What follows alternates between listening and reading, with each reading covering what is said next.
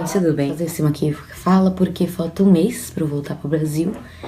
E quando faltava um mês pra eu vir pra cá, eu fiz uma aqui fala contando que eu ia vir pra cá. Então eu quis fazer mais ou menos nesse mesmo estilo, uma conversaçãozinha com vocês pra dar um remember.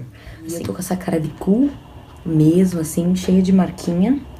Porque quem tá acompanhando o blog sabe que eu tô com uma reação alérgica do meu anticoncepcional e eu queria falar um pouquinho disso também. É um dos tópicos que eu coloquei aqui pra não esquecer desse bate-papo com vocês nessa aqui fala. E quando eu fui na minha dermatologista, já tinha ido lá antes no Brasil, porque eu já tive isso no começo do ano, esse ano, a gente achava que era um outro remédio que eu tomava, que era pra vitamina do cabelo. E ela falou que podia dar isso, aí eu parei de tomar, ao mesmo tempo que eu comecei a tomar antibiótico que melhorava isso. Só que agora voltou a dar de novo, e eu não tô tomando esse remédio, então é meu anticoncepcional, porque ela falou que o anticoncepcional dá isso depois de um tempo de tomar. E então eu tenho que trocar esse meu anticoncepcional, esse problema. E eu só vou poder trocar meu remédio quando eu voltar pro Brasil e conversar com a minha médica, né? Esse que é o problema. Por enquanto eu tô passando essa máscara, Eucerin. Muito bom. Eu comprei o dia e o de noite e super me ajudou. A minha pele tá muito pior antes. Eu já vim com protetor solar e ela serve pra clarear essas manchinhas, sabe? Vermelhinhas. Sério, tem me ajudado muito. Vocês não têm noção de como minha pele tava. Minha mãe, que vai vir passar o Natal aqui comigo, e ela vai trazer meu remédio, meu antibiótico pra melhorar minha pele. Acontece isso depois de muito tempo, quando você toma o mesmo remédio, às vezes seu corpo pode dar reação alérgica e aparecer cravinhos e essas coisas. Tem vários tipos assim, e é uma bosta. Eu já fiz resenha do noturno desse no blog e eu vou deixar aqui embaixo. É muito bom, muito bom. Muita gente tem falado pra mim, Helena, sinto saudade dos seus vídeos de livro, não sei o que, grava mais. Isso aqui é um negócio pra olheira, tá? Antes que vocês me perguntando falando que sente saudade dos meus vídeos de livro. E eu também sinto saudade dos meus vídeos de livro. Só que o problema é que eu não tenho lido. Tipo, na verdade eu tenho lido. Meu último livro que eu li foi a trilogia do Instrumentos Mortais, não. Inferno, Instrumentos, alguma coisa assim. Da Cassandra Clare. E o último foi Princesa Mecânica, né? E eu adorei o livro, só não gostei do final, achei meio nada a ver. Eu tô querendo ler livro em inglês, então os dois livros que eu tenho aqui em inglês. Eu tenho esse da Cassandra Clare, City of Bones, que eu tô achando um pouquinho, tem umas coisas que eu não entendo, então fica um pouco chato assim, de ler. Eu acho que eu preciso comprar um cubo, porque o cubo você só, tipo, grifa a palavra que você não entende e ele dá tradução, sabe? É muito mais fácil. E eu tenho Harry Potter and the Cursed Child. Eu comecei a ler. Os dois eu já comecei a ler, só que eu, tipo, eu paro, leio, e eu nunca termino nenhum dos dois, sabe? Nunca façam isso, sabe? Não façam isso, não recomendo pra ninguém. Aí você não consegue se focar em nenhum livro. Eu sempre faço isso e aí eu sempre não acabo lendo nenhum. Mas enfim, Harry Potter, né? Eu achei o livro meio ruim, sinceramente. E aí eu decidi ver a peça primeiro. Teve gente que perguntou como eu consegui ver, já que tá supostamente esgotado até o ano que vem. Gente, é só você ir presencialmente, é sério. Só, você ir lá e falar que você quer comprar, quer ir lá. Duvido, você aparecer com dinheiro que vai falar, então, não temos. Eles têm sim. É que eles têm uns números que eles têm que vender presencialmente, né? E sempre tem gente que desiste, que não pode ir. Tem. Você sempre vai achar 2 lugares, ou até 3 lugares você consegue achar, assim, tá tranquilo. Mas você tem que ir lá. Então, se você tá pensando em vir pra cá, vale a pena. E a peça, tá 10 vezes melhor que o livro, sério. Eu acho que eu tô no 3º capítulo, eu tô bem no comecinho, assim, e achei meio entediante, sabe? Não gostei muito, não. Não que eu achei entediante, eu achei que os produtores do livro e da peça, assim, quiseram pegar todas as piadas que os fãs gostam, tudo que os fãs gostam e juntaram tudo, sabe? Só pra atrair fã. Não foi uma coisa que a J.K. faria, eu achei. E foi uma coisa meio pra tirar dinheiro, eu achei, sabe? Eu senti isso muito nos livros, as piadas e tudo. Eu achei muito... só pra pegar dinheiro dos fãs, eu achei. Senti muito assim no livro. Na peça você sente isso também, mas como você vê como eles fazem a magia e tudo mais, você vê que foi uma coisa produzida, entendeu? Tem uns dementadores lá, e o jeito que eles fizeram ficou muito legal. E fica bem realista. Dementadores, as magias, e ficou sensacional mesmo, assim. Tá valendo muito mais a pena, eu acho, do que o livro. Isso é bem raro, normalmente os livros são bem melhores do que, tipo, vida real que eu digo é tipo vida real, do que filme, peça, essas coisas. Mas eu acho que isso se deve também porque esse livro não é livro, né? É um script. Então, só tem fala, não tem descrição. Com certeza, quando eu chegar no Brasil, eu vou ter tempo de terminar. Porque eu vou ter mais tempo livre. Agora eu tô totalmente sem tempo. Eu tô terminando minhas aulas aqui e eu vou viajar muito. E aí eu fico totalmente sem tempo. Aqui eu faço muito mais coisas do que eu fazia em São Paulo. O terceiro assunto que eu deixei pra falar, que inclui por que eu decidi voltar pro Brasil.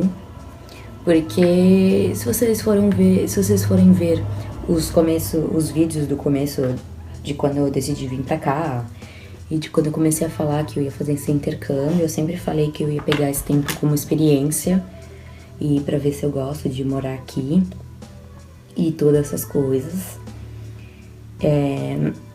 Mas eu já mais ou menos sabia que eu não ia querer morar aqui, apesar de falar que eu ia pegar esse tempo pra experiência, porque foi assim, desde meus 11 anos eu sempre quis vir e morar um tempo fora, principalmente aqui em Londres, eu tinha na Inglaterra, né, no geral, assim, mas especificamente em Londres, longe de família, longe de todo mundo, ter experiências novas, conhecer as pessoas novas e outros lugares e de outros países e todas essas coisas. Eu sempre quis fazer isso. Uma coisa que eu sempre tive vontade.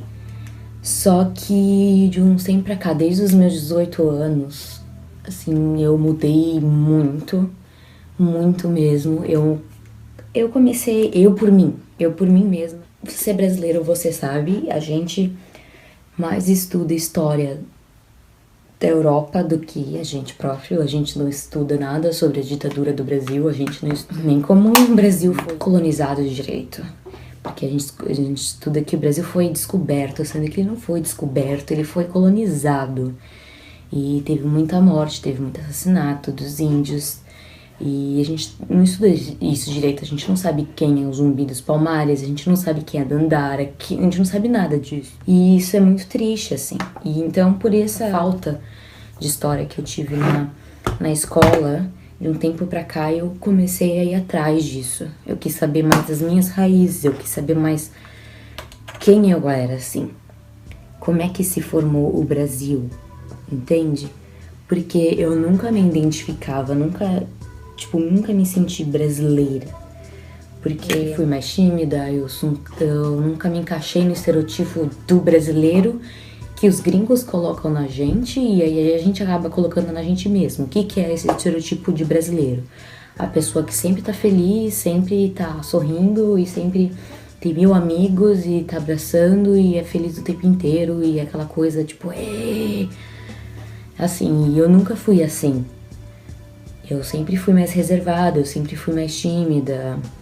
E eu sempre fui assim, mas aí quando você para pra analisar a história do Brasil, você repara que a gente tem o maior número de japonês fora do Japão, libanês fora do Líbano.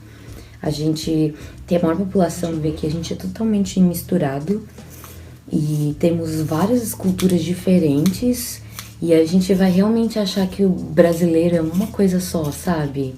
Que é esse estereotipo que os outros colocam na gente, a gente vai acreditar nesse estereotipo que os outros colocam na gente? Então, não, eu não acredito nisso, sabe? A partir do momento que eu entendi isso e que eu comecei a entender mais e mais e mais as minhas raízes de latino-americana, eu entendi que eu sou brasileira sim, ninguém vai me tirar isso.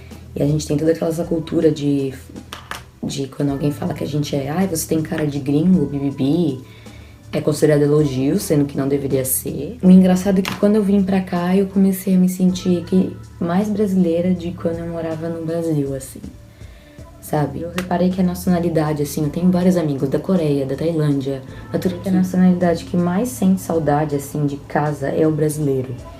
Então, se isso não mostra alguma coisa, eu não sei o que mostra, sabe? Eu tava falando já pra uma amiga minha, a única pessoa que não gosta do Brasil é o brasileiro. Porque não ficou um tempo longe de casa, às vezes, e não reconheceu o que tem de bom, sabe? E outro motivo disso, eu acho porque a gente coloca muita coisa aqui fora. A gente acha que aqui A gente acha que aqui tem unicórnios saltitantes e que tudo é lindo e maravilhoso aqui. Não, aqui também tem problemas, sabe? Sociais, corrupção. E não vai achando que aqui, tipo, todo mundo combate a corrupção e fica tipo, ai, vamos combater a corrupção. Não, não, não. Por exemplo, o Brexit, eles estão dando um tiro neles mesmo, que isso aumenta o número de desemprego deles. Isso aumenta. Depois do Brexit, a Libra caiu pra caramba, entendeu? Isso não é bom pra economia. E se você, brasileiro, acha que é bom pra nossa economia ou e tal, não. Prejudica a nossa economia também. Porque a gente tinha várias coisas com os britânicos e tal, economicamente falando. Isso prejudica todo mundo. Também, depois que eu vim aqui, o número de professores que desistem da carreira só dura 2 anos. Eles só duram 2 anos na carreira de professor, depois eles desistem. Aqui você fica esperando na fila de hospital, sim, se você tá com o braço quebrado, alguma coisa assim, você fica lá esperando horas, você pode ficar semanas esperando pra ser atendido, se você marca alguma coisa. E eles estão querendo privatizar, então a gente não sabe se daqui a um tempo vai ter saúde pública boa aqui. Todos esses problemas aqui que também temos no Brasil, sabe? Nenhum país é melhor que outro, entende? Então a gente tem que parar com essa coisa de sempre falar, porque nada no Brasil dá certo, porque é o Brasil. Ah, isso dá certo em tal lugar, no Brasil não vai dar. Como é que você vai saber se não vai dar certo se você não tenta? É que certas pessoas não estão preparadas para encarar certa situação se você não implantar certa lei ou certa coisa. Triste ver que tanto brasileiro não tem fé no Brasil, assim, né? E não entende isso. Eu acho que disse, né? A gente tem uma defasagem na educação, de questão de gente saber um pouco mais a nossa história. A gente estuda mais a história dos outros do que a nossa própria. Além disso, a gente não tem história de política no Brasil, sabe? Tipo, na escola, assim. Eu acho que a gente devia ter uma história de todos os partidos tipo, na escola, sabe? De como eles surgiram, de tal cara político, não sei o quê, porque eu só fui ter política e dos partidos e tudo na faculdade, e isso é um absurdo, entendeu? Eu só fui entender de como cada partido funcionava na faculdade. E isso é absurdo, porque aí você cria um monte de gente ignorante que quer falar de política e não entende nem o básico. Não precisa ser o expert, mas tem que entender o básico, entende? Tô falando, e outra coisa, tipo, tem gente que acha que vem aqui também achando que aqui não vai sofrer machismo. Eu tinha essa ilusão, sabe? Mas aqui se uma mulher é violentada e o cara não penetrou ela, não é considerado estupro. Tipo, essa lei é ridícula. Então, é uma lei ridícula que tem aqui, sabe? Então, você sofre machismo e todas essas coisas em qualquer lugar, parte do mundo, sabe? Então, eu não tô falando isso pra desmotivar ninguém, sabe?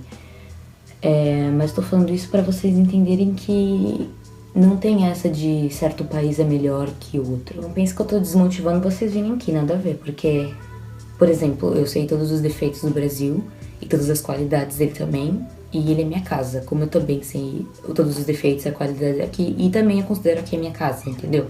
Eu acho que se não tivesse o Brasil, eu moraria aqui, entendeu? Comparando São Paulo com Londres, eu acho as duas cidades muito parecidas, mas o que diferencia são as pessoas, sabe? Aqui as pessoas são muito educadas, sempre vão falar desculpa, licença, nunca vão... Se você tem um cabelo diferente na rua, nunca vão chegar e ficar falando, nossa, cabelo diferente, sem te conhecer. Isso acontece muito no Brasil.